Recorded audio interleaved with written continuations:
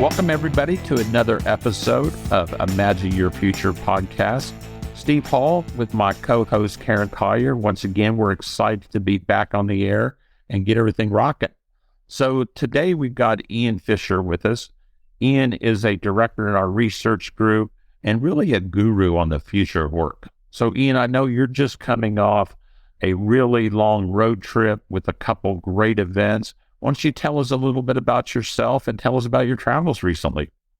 Yeah, nice, Steve. Hi, Karen. Good to meet you again. Yeah, so I'll be the Scottish voice on the American podcast. But as you said, I've been international for the last few days. I've been over in the US doing our Future Workplace Summit in New York last week, and we did another one in the UK this week, really looking at future work and the future workplace, which are slightly different. One is technology-led and the other one is helped by technology. So I joined ISG about 4 years ago, just over 4 years ago. I have a very, very varied background and career, which really spans everything from aviation, medicine. I have an inquisitive brain. It's probably the easiest way to describe it, which is why when I think about these things, I like complex puzzles.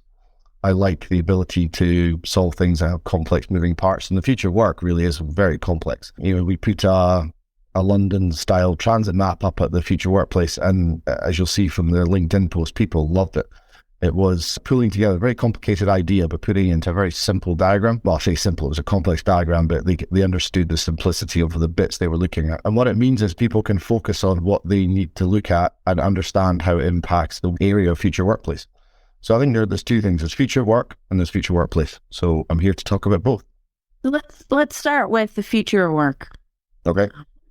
Give us the definition.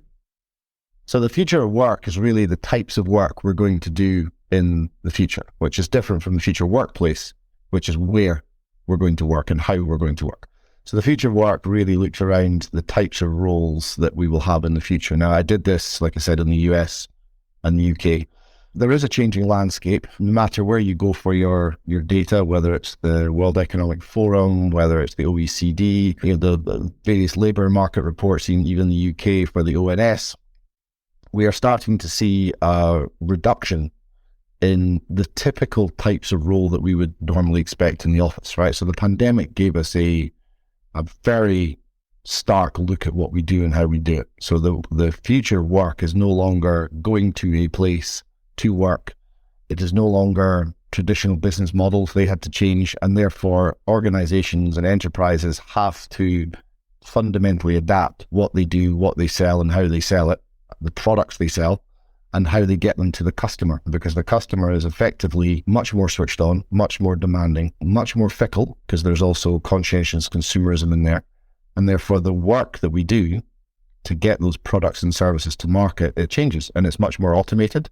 It's much more globalized, and it has much more hybrid elements in there that we need to take consideration of. Can you walk us through a couple of examples of actually real roles that you see fundamentally changing, and kind of walk through maybe how that job was done pre-pandemic, during the pandemic, and then what you see is really the future of those roles going forward, especially in light of the technology advances that are happening, almost instantly, it seems now. Yeah, okay. So let me give you a real medical example. I was an ex-medic, and we spoke to Roddy Barnes, who's the group CIO at Bupa.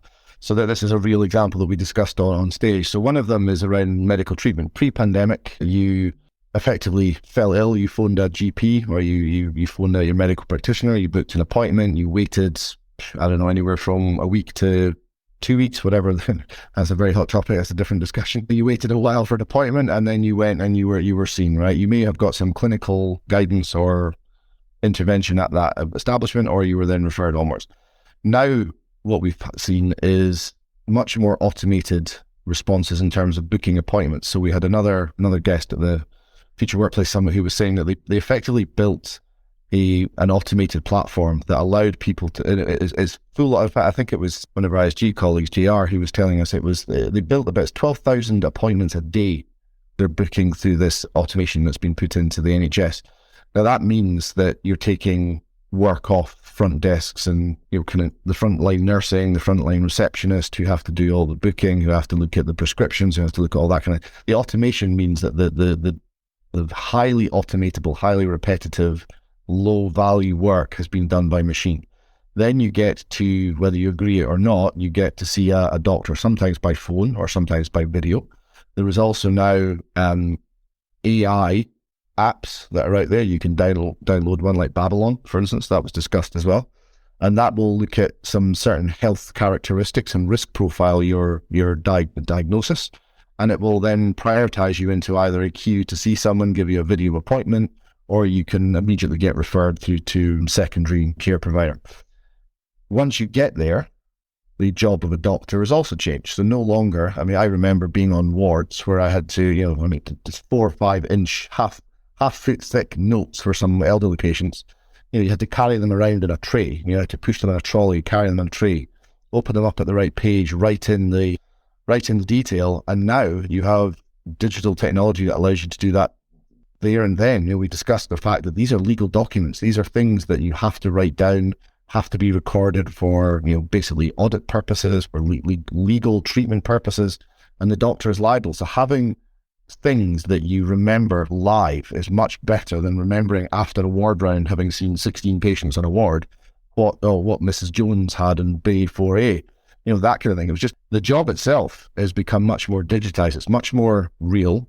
It's much more real time. And the treatment, the diagnostics, like take breast cancer screening, AI has now got to the point, and it's been published in studies recently I think it was in the Lancet, where AI has now got to the point where it is higher accuracy at predicting or finding cancers and certain types of cancer than a human doctor.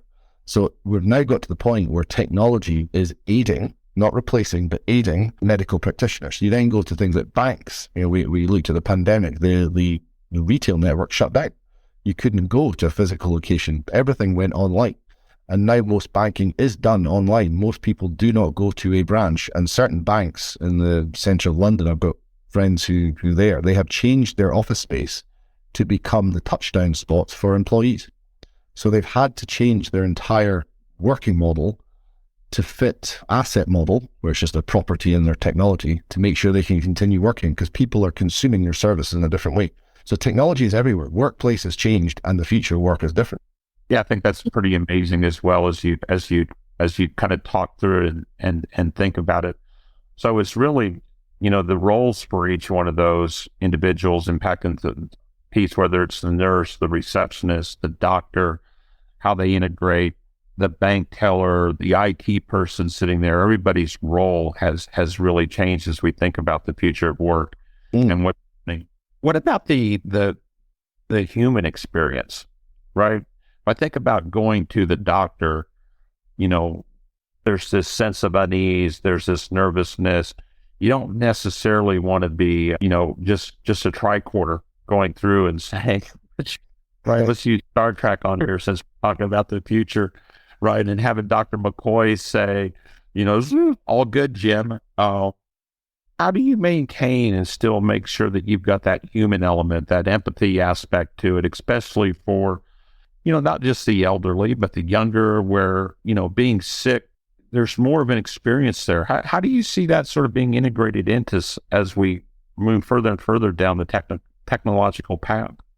So that's interesting. So I put on one of our slides a 4-box. Every consultant needs a good 4-box model. And in that very category, I kept physicians and emergency care service almost out of most of the jobs that are at risk, mainly because you cannot really get a machine to be that, have that bedside manner, right? I'll give you a little anecdote that I heard when I was in New York. I was sitting having a pizza, trying to mind my own business, and the Scottish accent is like, a fly around a flame, or a moth around a flame, and everyone's like, oh my gosh, your accent's so cool. And I overheard a conversation with some younger individuals who turned out to be consultants who work for another organization. And some of them were medics and some of them were consultants in management consultancy. And the management consultant says, do you actually need to like children to treat them? And my body just reacted, because I was like, oh my God, really? You asked that question? So I just interrupted. I said, well, I said, I have a medical background. I said, I'm sorry to interrupt, but generally it helps if you like the people you're treating. So the fact that we have people asking this kind of question really worries me, where people assume that they are just going to treat people like a process, like a supply chain or a manufacturing, just one in, one out syndrome. That's not going to happen. Doctors, medical practitioners, not just the medical side, but there's industry like travel and hospitality. It's the friendly human touch that will always be there, right? We're never going to lose that because humans interact with humans. We are human beings. We're not human doings, right? So we interact well with other humans. We like the social contact. We are very social creatures, and to have a process or a service that's just fully automated is fine, but it's not. It's more of a commodity, whereas people will always go to the brand or the service where they feel, and it is a feel rather than a need, they feel appreciated or they feel connected or whatever. So from the medical side, we will never see doctors or anything else being fully replaced. You might see medical applications of technology that will assist doctors, but typically, no, you're not going to have some robot come up to your bedside and have to break bad news. But you will never be able to get rid of that humanistic side in certain professions. I'm thinking about listening to you talking, and in the past when we've thought about how to transform organizations, right? You talk about people, process, and technology, and those are almost like three different work streams. But with the future of work, based on what I'm hearing from you, is that the walls are kind of broken down between all three of those things, and it's the combination of the people, the process, and the technology that's really going to define, both employers and jobs and employees and what their relationship is with the customer. I would have said 5 years ago, customer centricity was the thing. We were always about with customer experience. But now we seem to be all about work and automation and still having the human aspect that you just talked about. And it's people, process, and technology. They're combining to define this new space, I would say. I would agree. I think to think of it as a diagram, if I can paint the picture, think of it as like an equal sign, so two horizontal lines with three vertical lines below it. So the two equal signs are effectively the customer and the thing that the customer wants. So the customer's at the top and the service that they want is underneath. And that could be any vertical in any industry. The three vertical lines underneath are exactly what you said, the people, the process, and the technology. And those are defined by the service and the job, right? Because if it's not needed, you don't need it. So there's no box. But if you have to change your service, you need to change how the people work. You need to change how the processes they do and the technology. So we are looking at areas of manufacturing, for instance, or banking or food preparation, construction. Those are at risk, according to Economic Forum data. There's a massive, especially in the United States. So just looking at the data now, there's about 3 million office and administrative support jobs that are in excess. We don't need them going forward. They will be replaced. Again, this is their data. But we are missing about 10 million technical management, IT, mathematics, and health practitioner jobs. So there's a glut of office admin, production, moving, construction, kind of making stuff and supporting stuff jobs. And then for the humanistic side and the future side, there's a massive shortage in the United States. And that's why I mentioned the health side.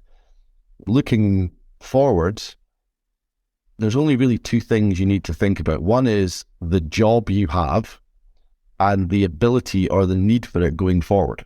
So we need to look at what jobs we need first. That's the first line, and that's driven by customer demand, right? That's commercial model, whether you sink or swim. And if a bank or a business or a health practitioner isn't doing well, people go elsewhere, so the need disappears. It's only underneath, once you establish that need, that the ability to do that job comes in. So as somebody who works globally, as we've described, I need technology, I need processes, and I need a workplace to be able to do it, whether that's at home, a plane, or an office. It doesn't matter.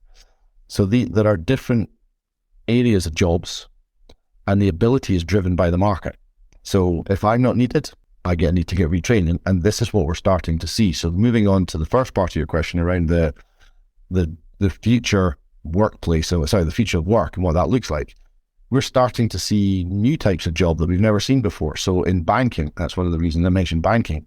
You'll have probably seen adverts on the internet and TV for things like financial well-being coaches. We're starting to see a more holistic view of customers and making their mental, physical, and financial health part of the brand's capture, making you indispensable. So Barclays, National Australia Bank, ING, they have put adverts out. They're publishing these new jobs that they're putting out there. They are technically savvy, they are financially savvy, and they are caring jobs that allow people to bank with a high degree of stickiness, brand loyalty, to make sure that these brands look after their customers. That's not an IT job, but it has an IT component because they are integrated. In Australia, we're starting to see, I think I was told by the guys over there, by Scott in Australia, almost every secondary school in Australia has something called a human technology integration specialist.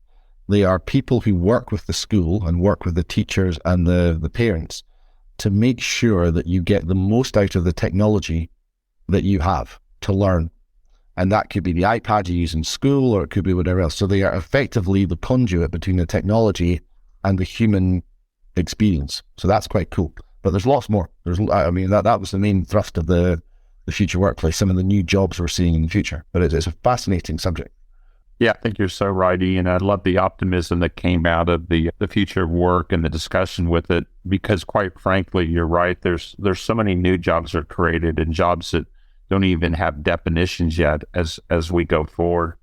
And I think that's always been the way with, creative capitalism or creative destruction. As you think through it, new technology comes along. It feels incredibly disruptive at the time, that we learn to use it in new ways and do new things with it that open up new opportunities. And I think AI, the advances that we're seeing, everything mobile, is just opening up new opportunities for us, even for entrepreneurs that want to, to do new things and change. The technology is just evolving so fast to do it. I know I was reading, I think it was a LinkedIn post, somebody was saying they asked ChatGPT for the ideal job for the future and how they could make $1 million. And it came back and said, what you need to do is to create art, put it on an organic t-shirt. And the art was created by Dolly. Of course, they got the supply for the organic t-shirts, put it on, started selling t-shirts. Now he's tracking along, but it was a concept of AI telling us what the new jobs are going to be and kind of driving it forward. And I think when I think about all the different positions and jobs that are going to be created, you're going to see things that just don't exist. I think there was a couple charts that you had during the workshop that really did a great job really talking about the expanses of jobs and the disconnect between them. And ideally, it'll also help start sorting out some of the income inequality or the have-nots with technology, and technology is more broadly adopted to help the world in so many other positive ways. Yeah, I agree. Totally agree. Some of the jobs now will be replaced, and that's just fact of life as we move into technology. But having new jobs, we don't know what they are yet. You can go very Ready Player One if you've seen that movie, where that's my personal idea of hell. Where everyone's plugged into a metaverse. But there's so many things out there we don't know yet, or we're moving along. It's a path of experiment, but we're moving in a certain way. And as long as we question and just don't blindly follow, the tools we have now massively help us. The productivity curve is exponential, but we still need to make sure that think of the skill cycle. We need to train people now for jobs that will exist in 15 years' time. And the change cycle is not 15 years long, it's 1, 2, 3 years long. So we can't train them in jobs that don't exist yet, so we need to work out what we need to train them in to get them ready to train for the next job. So it's almost like train the trainer. Yeah, I think it's a broader set of skills on being very inquisitive and being open to learning things. And, there's a famous quote, learn, unlearn, relearn. And it's the ability to say, what I knew before isn't going to get me there, or what I knew before isn't necessarily the correct thing. So I just need to unlearn that and relearn something new and be, completely okay with that as you go forward. I think that's a good transition though. But give us a sense of the workplace of the future. I know you're a big fan of the cubes, and I think you told me multiple times you want to go back to the office 5 days a week. I think you want to live in the Dilbert cube again, right? So give me the sense of utopia for the office of the future and the physical workplace of the future. What will that look like? Yeah. And for those listening, that was a joke, by the way. No, I have been to, just to give you an example, I've been to our office once since I joined in 4 years. I am pretty much the definition of a remote hybrid worker, especially living up in Scotland. It's either client site, or it was post-pandemic, or it's now at home travel to client site whenever. So really being proficient in the spokesperson for mobile and the mobile use, the problem we have is that we are dealing with, for large organizations and even medium organizations, we're dealing with a situation where they have invested significant money in some cases and time, capital, and people into pre-pandemic physical assets, buildings and infrastructure and such like. And now we've got a demand of a post-pandemic shape. So we've got a circle and a square effectively that don't mix together. And inside that, we have this amorphous set of people who are across the spectrum. We've got some people who want to go back to the office, but those people are yet again a different shape because they don't want to go back in a circular fashion, like in a circle that fits in that building. They want to work in a certain way. So we've got all these different shapes and all these different models, and it's like a child's toy where you're learning to put the right shape in the right hole. We need to find the right shape for the right person in the right place, and this is the problem we are seeing with the future workplace. The future workplace is no longer a big square building with lots of cubes and little rooms or screens that you disappear into. It's much more collaborative. It's much more open plan. It's much more go to a building when you need to go to a building. Go where you want to go the rest of the time, and you need to connect. So the technology that's needed to do that has to be built into the office. I was speaking to a very large office construction company and commercial letting and rental company yesterday, and they're about to move into 120,000 square feet of open plan collaborative office space in London. And they were asking me yesterday what would I put in there? What's the technology that's needed? And my answer was very much the same. Unless you ask the people that are going there, it's not my decision. It's the people that want to work there that will tell you what you need. So to try and get round that, they built it in a modular fashion, so they can literally go to that space and they can build whatever they need for that day. And it's very quick, very pop-up style, whether it's a construction area or a collaboration area, or whether it's an office sit-down area. They get what they need, and it's all effectively open plan but self-construct. I'd love to see it in action because it's not ready yet, but it's a very well-known organization, and they are at the forefront. So if they've built this ready to go, and I said to them, this will have to last you 10, 20 years. And they went, exactly. This is why we're having to future-proof what we don't know now. So the future workplace isn't set in stone. There are so many different variations. I mean, your example at the start is probably what some of the JP Morgans or whatever are going to go back to. They will go back to the same office they went to. They famously rejected the hybrid workplace. So they've demanded that people went back 5 days. You've got some of the banks. The model is roughly around 3 days per week. So they're going to go back to a physical location, the same one they went to. But how are they going to start then have an experience parity, as we call it, with the people who don't go back? So if you wanted to go to an office 1 day a week, both of you, and I wanted to go 1 day a week, how on earth do we know we're actually going to go on the same day to collaborate? We need some form of communication, some form of collaborative way to make sure that I'm not going on a Monday, Karen, you're not going on a Tuesday, and Steve, you don't go on a Wednesday, and therefore there's pointless exercise, and we just burn CO2 getting there, and it's a waste of energy and time. The future workplace is not just a building. The future workplace is a discussion. The future workplace is collaboration, and it is driven by demand rather than just you go to a building because that's what your contract says. So it's not set. As they say in Back to the Future is not set. Interesting though, Iain, because it That's great for the employee if you can have that kind of flexibility. But if you take it just beyond the employee and think about, I work for Steve and I go into the office all the time. And I know Steve goes into the office all the time. You work for Steve. You don't go into the office all the time. He doesn't think of you quite as much because you're not stopping by his desk every day and being, hey, Steve, what's going on? How do organizations, what is their thinking around getting over those biases in terms of, I don't know, like promotions and managing employee issues? Because it's the work experience isn't going to be the same if you are in the office versus if you're out of the office in that example. So what are people doing now?